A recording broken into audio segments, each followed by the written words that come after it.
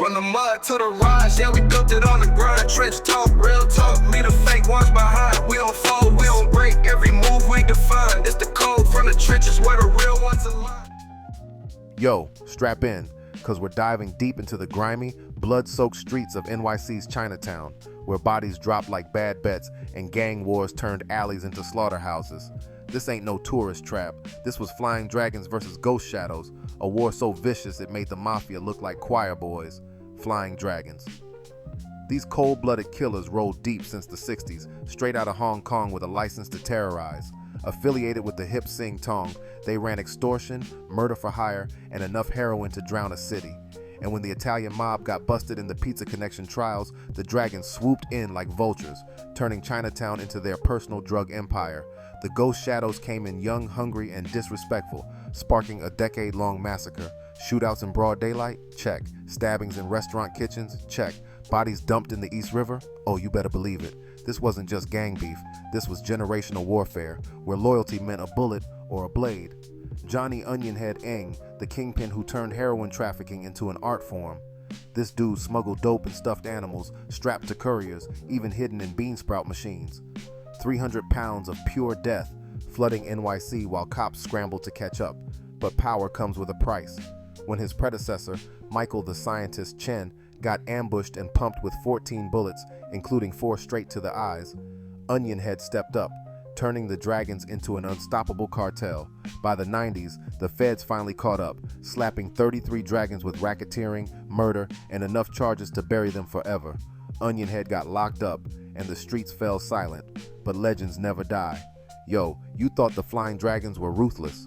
Buckle up, cause we're about to dive into the Ghost Shadows, the black and white reapers who turned Chinatown into a war zone. These phantom killers didn't just step onto the scene, they kicked the door down, guns blazing, and declared open season on the old guard. Born in 1971, the Ghost Shadows, GSS, weren't just another gang. They were a brotherhood of assassins, backed by the leong Tong. While the Dragons were old-school extortionists, the Shadows modernized the game, running drugs, hits, and gambling dens like a Fortune 500 of crime. The Flying Dragons thought they ran Chinatown? Nah. The Ghost Shadows came for the throne, sparking a decade-long bloodbath that left bodies stacked like dim sum plates. Restaurant hits? Chefs got whacked mid-shift. Street ambushes? Daylight turned into kill zones. Back alley executions?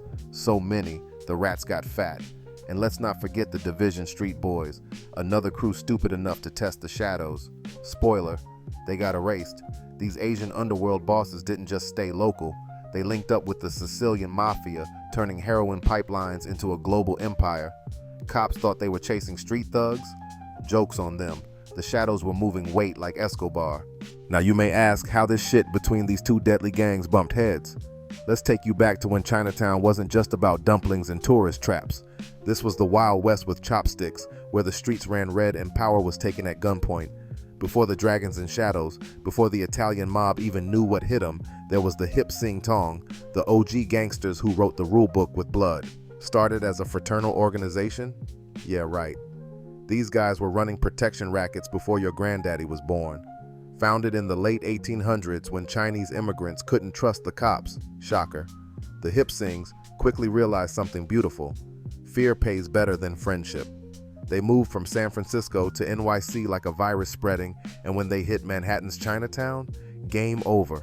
The leong Tong thought they owned the block, until hatchet men started turning up in gutters and gambling dens mysteriously caught fire. This wasn't some petty beef. This was generational warfare that made The Godfather look like a Disney movie. We're talking daylight assassinations with more blades than a butcher shop, opium dens getting raided by rival Tongs, not cops, bodies dumped in the harbor so often the fish got addicted to heroin. The hip Sings didn't just fight, they perfected urban terrorism. Their leader Mock Duck was the original gangster genius, walking around with a steel-lined hat because he knew the leongs were coming for that bald head. By the 1930s, these guys weren't just running Chinatown. They were shipping opium with the Kuomintang like it was Amazon Prime. When WW2 hit, perfect cover to expand operations. The OPC, aka early CIA, used their networks, because even the government needed these criminal masterminds. When Mock Duck finally kicked the bucket in 41, Chinatown breathed a sigh of relief. Little did they know, the devil was just getting started. Enter Benny Ong, a kid straight out the rice fields of China, with nothing but a knife, a dream, and a psychotic need to own these streets. At 14, Benny hit New York like a typhoon. No family, no fear, just a hunger for power that couldn't be fed. The hip sings took one look at this walking time bomb and thought, perfect. Debt collection? Benny didn't ask. He broke fingers first, talked later. Gambling losses? He'd roof a rival's stash and be back at the table before his drink got warm. Need someone disappeared? Benny made sure they were fish food before sunset. The man wasn't just ruthless, he was unhinged, and the streets feared him. Then came the job that should have been his end. The hip sings wanted a rival Tong's gambling cash, so Benny stormed the On Leong lounge like a one-man army. Problem? It was a setup. Outnumbered, outgunned, Benny did the impossible. He walked out untouched, leaving bodies in his wake, but the law wasn't having it. 25 years, a quarter century in the pen for a man who lived by the blade. When Benny finally got out, Chinatown was unrecognizable. The old Tongs, weak. The streets, overrun by teenage gangsters with more ego than sense. But Benny, he wasn't here for a comeback. He was here for a reckoning. His first move, track down his godson, Michael Chen. Rumor had it Chen was running his own crew now, a new breed of killer. Benny didn't want a war, he wanted an empire, and he knew Chen was the key. Benny Ong wasn't just back, he was playing 4D chess while everyone else fought in the streets. When he locked eyes with Michael Chen and his flying dragons, he didn't just see a gang, he saw an army of teenage terrors ready to burn Chinatown down for him. Benny didn't ask for loyalty, he bought it. Hong Kong muscle? Check. Teenage killers who couldn't even be tried as adults? Check. A personal vendetta against the On Leong Tong? Oh, you better believe it. In exchange for Chinese connections, cash, and pure firepower, the dragons had one job: eradicate Benny's enemies. And Michael Chen, the man they called the scientist, he wasn't just a leader, he was a strategic maniac who turned street warfare into an exact science. But the On Leong Tong wasn't about to roll over. Their boss, Wing Young Chan, was Benny's mirror image, just as ruthless, just as cunning. And he had his own army of young psychos, the Ghost Shadows, black and white uniforms like a funeral march waiting to happen. Taiwanese and Hong Kong teens with nothing to lose. Mott Street base, just 2 blocks from Dragon territory. This wasn't just a gang war, it was Benny vs. Wing, fought by child soldiers. The 1970s became a nightmare playground, 12-year-olds carrying out hits because the law couldn't touch them. 5'0", 90-pound assassins who looked like they should be in school, not slitting throats in back alleys. NYPD too busy with the Bronx to notice Chinatown was drowning in bodies. And at the center of it all, Michael the scientist, Chen, the ice-cold mastermind who never raised his voice, never panicked, just calculated every murder like a math problem. The dragons and shadows turned the streets into a war zone.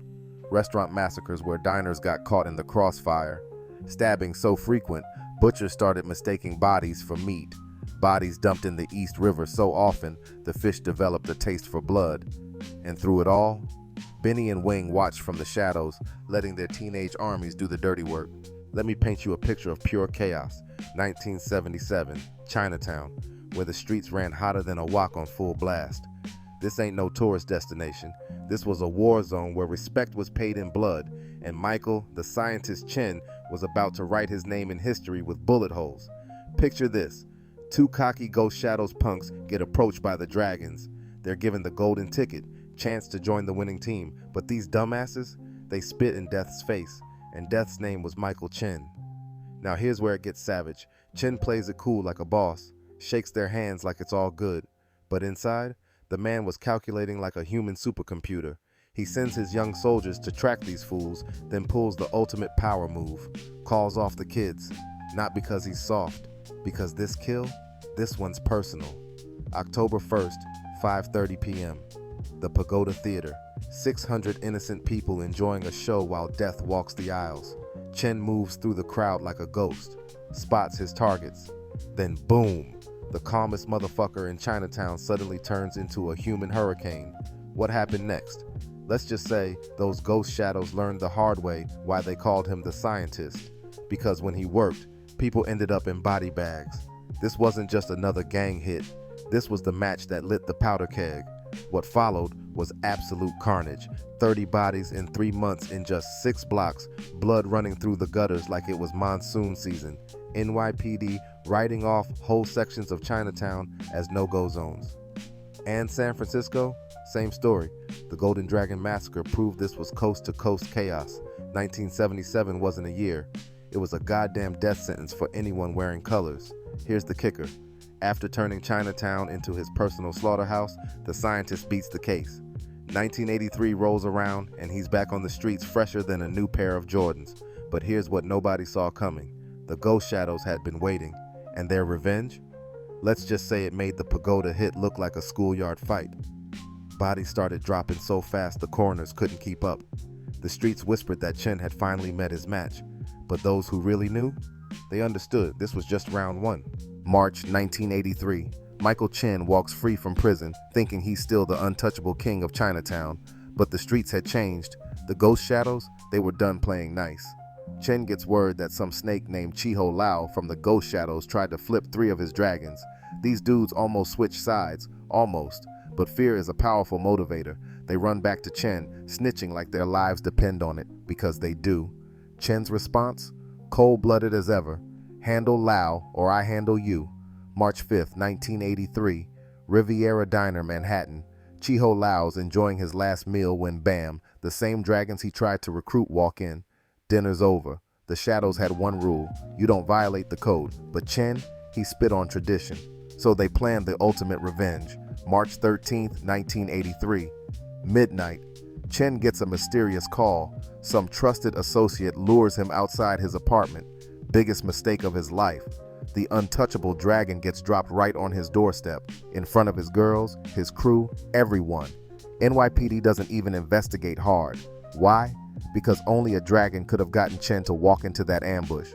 Before Chen's body's even cold, the dragons crown a new leader, Johnny Machine Gun Eng. This dude didn't give a damn about respect. He wanted empire. Chen hated drugs, thought they brought heat. Johnny? He built a heroin dynasty, hid China White in stuffed animals, furniture, even wine barrels, paid off NYPD to look the other way until politicians forced them to cut ties. Then he turned snitch, started feeding cops intel on Ghost Shadow's shipments. For years, the Shadows got busted over and over, clueless that their own rival was ratting them out. The Shadows finally returned the favor. Johnny's apartment gets raided, 300 pounds of pure H, $21 million worth. Game over. 24 years in prison, $3.5 million fine. By 1995, Flying Dragons, gone. Ghost Shadows, wiped out by Rico. The only winners, corrupt cops sitting on millions in dirty cash. Johnny gets early release in 2010. Thinks he's retiring in peace. Nope.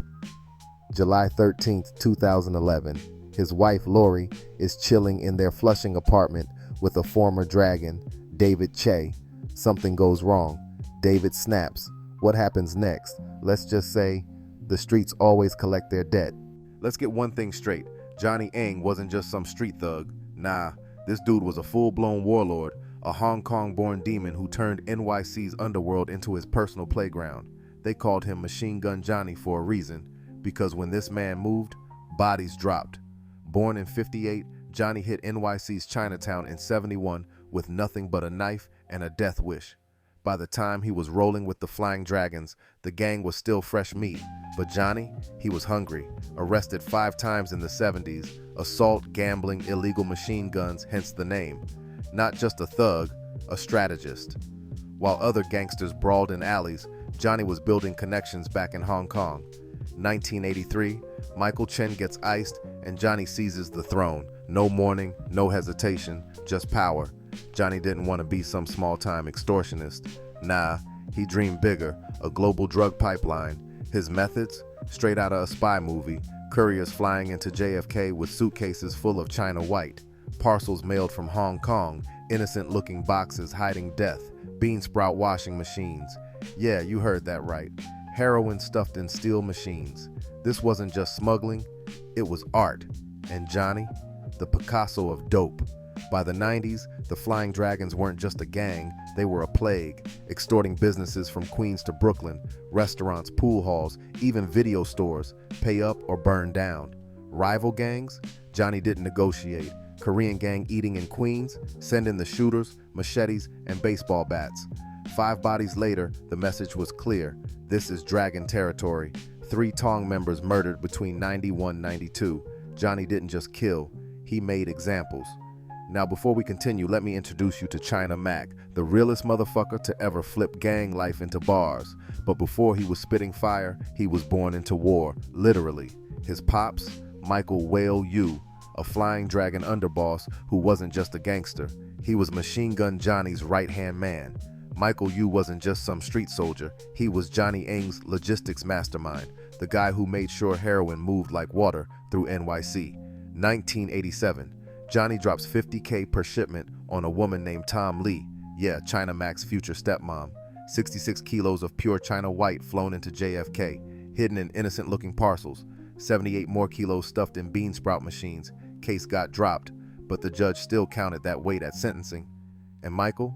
He was deep in the game, recruiting Tina Wong, Kathy Loon, and Helen to accept the packages for $20K a pop. These women had no idea they were signing their lives away. Just another day in Johnny's drug empire. It all started smooth. Real boss moves. Wong got that first drop, Ng pulled the strings like a puppet master and sent Yu and Lee on a little recon mission to Wan's crib.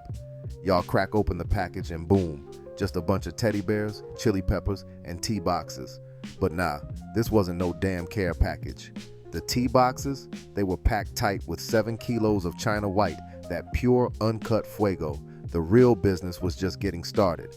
A few days later, the orders came in. Ng said it was time to move that weight. So at Lee's say-so, Wong packed up that magic powder and hit a bakery in Chinatown. Ain't that poetic?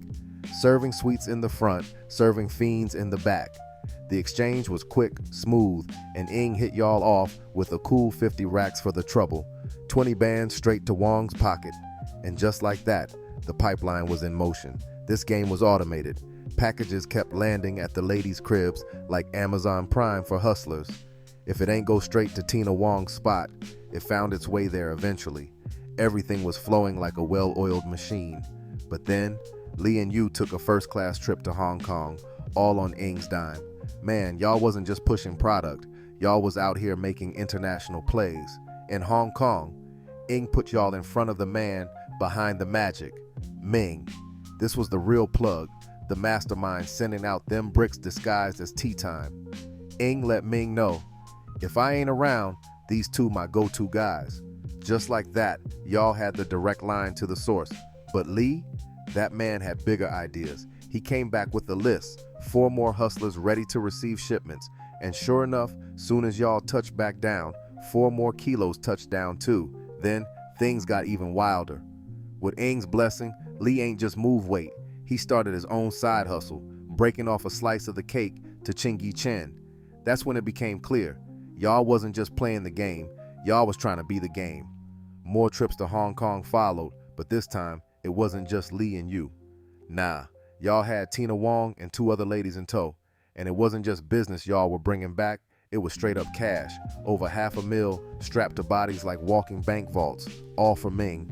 So boom, right? The last 3 bricks touched down 5 days before little China Mac turned 6.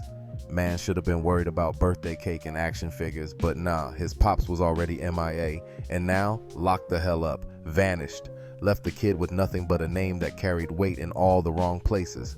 Ng, being tight with Mac's moms, did what he could, looked out, made sure they wasn't out here starving. But let's keep it real, he was trying to keep his own head above water. That loyalty, that street code, man, it folded faster than a cheap lawn chair. Cause eventually, you snitched, cut a deal, took the stand, and turned state's witness to shave off some time. Ain't no loyalty in the jungle when the lions get caged. Ng, he knew the feds was coming, so he did what any self-respecting street boss would do. He dipped, fled to Hong Kong, laid low. But hiding forever? That ain't never been an option. In '89, they finally caught up to him, and my man wasn't going out easy. Fought that extradition for damn near 3 years before they dragged his ass back stateside in '91. The gavel came down in '93, 24 years in a cold-ass cage, plus a light $3.5 million fine. Yeah, because he definitely had that under his mattress, right? Meanwhile, back in the city, Mac's moms was out here grinding. 2 jobs, barely spoke English, just trying to keep food on the table while her son carried a last name that had everybody looking sideways. Yeah, Ing might have told folks she had nothing to do with the mess, but let's be real. Nobody in the neighborhood was trying to hear that. She got the stares, the whispers, the doors that quietly closed when she walked by. That paranoia, that fear, that was her new reality. And Lil Mac, he wasn't taking that sitting down. That pain turned to fire, that fire turned to hate, and that hate turned him straight to the streets. By 7, 8 years old, he was already too wild to control, landed in a group home where he started feeding off that hip-hop energy. LL, Mobb Deep, KRS-One, real ones who spoke to his anger, his hunger. But that wasn't enough. That itch for the streets kept calling. By 11, 12, he was done with the family life. The streets became home. But here's the twist. Mac ain't just run to the blocks. He joined up with the ops. Yeah, you heard that right. Out of pure spite, he linked up with the Ghost Shadows, his pop's rivals, just to throw dirt on his old man's name. That right there, that's a different kind of hatred. He ain't just want to be in the mix. He wanted to burn the whole legacy down. And Mac, he ain't play no games. Guns, robberies, putting in work. He was out here proving himself every damn day, making sure nobody questioned his loyalty. That sent him straight into juvie rotations, in and out for Wild and Out. Assault, armed robbery, you name it. But the thing is, juvie ain't break him, it made him. In a Facebook post years later, he broke it down. He was always fighting. First couple months, he was getting lumped up, black eyes, bruises, all that. But he refused to fold. Ain't matter how big they were, how deep they rolled, he was standing 10 toes every time. And eventually, those same dudes that tried to break him, they had to respect him. Cause he wasn't just an Asian kid in a world that ain't look like him. He was a soldier, and soldiers don't beg for acceptance, they demand it. But the streets don't give out diplomas, only war wounds. And sometime around 99, 2000, Mac got his. Gang-related beef turned into a knife in his chest. My man was this close to meeting the Reaper. Blade just barely missed his heart. And the worst part, he ain't even see who did it. All he had was a picture, a face somebody showed him after the fact. And that right there, that changed everything. Fast forward a couple years, Mac in the pen doing a 3-year bid. And guess who pop up on TV, shining like a new diamond? Chen. Lil homie from Miami who spit bars in Cantonese like it was nothing. This man was winning. Signed to Rough Riders, killing 106 in Park like it was his personal stage. Mac watching this from the inside, steaming. Not cause he had beef with Chen, but cause it was a slap in the face. Dude rapping about the life I'm actually living, that only fueled the hunger. When Mac touched down before summer '03, he had a point to prove. One night, Mac chilling at a spot in Queens, catching up with his people, when he see 2 dudes walking up. Something about one of them hit different, like a face from the past he couldn't quite place. Then it clicked, that was him, the one who stabbed him years ago. And Mac, oh, he had the 40 cal on him, pulled it instantly. But before he could paint the sidewalk with Buddy's brains, one of his homies jumped in the way. Not here, not now. Mac let it rock for the moment, but the night wasn't over. Gang activity heavy, vibes real tense, and who up in there? Chen. Now, ain't no prior static between them, but Mac's people came whispering in his ear. Chen did some foul before, you trying to press him? Mac wasn't even thinking straight at that point. He just said, fuck it, let's ride. They ran down on Chen as he headed to the bathroom. Before Chen could react, his peoples jumped in and a scuffle broke out. In the chaos, somebody yelled, LS got a knife. Another gang member in the mix. Mac ain't waste time. Pulled the 40, aimed it at LS's head. But guess what? The gun jammed. Mac dropped his aim, trying to fix the jam. Boom! The trigger popped off accidentally. Shot LS in the back, leaving him partially paralyzed. Everybody seen his face. No masks, no hoodies, no escape. Next morning, Mac was all over the news. He knew what time it was, so he dipped. Stayed on the run for a whole year, ducking feds, bouncing from city to city. Eventually, they caught him in Seattle while he was trying to cross the border to Canada. Third strike had him looking at life, but somehow, some way, his lawyer finessed the system. Life dropped. Ended up doing 10 years instead. 2013, Mac touched down. But he ain't just back on the same suck. Nah, he was on a mission. Launched Red Money Records, started dropping heat, and turned his life into a movement. Went back inside on a parole violation, got out in 2017, and went even harder. He ain't just making music either. Started China Mac TV, built a platform, and even got into activism. By 2020, he was leading protests against anti-Asian hate, pushing unity, and dropping music with Spanish and Chinese influences. From shootouts to sold-out shows, prison cells to protest marches, China Mac's story is proof that the streets can take everything from you, or they can make you unstoppable. Either you fold under pressure, or you turn that suck into a diamond. And Mac, he a whole diamond-studded bulldozer.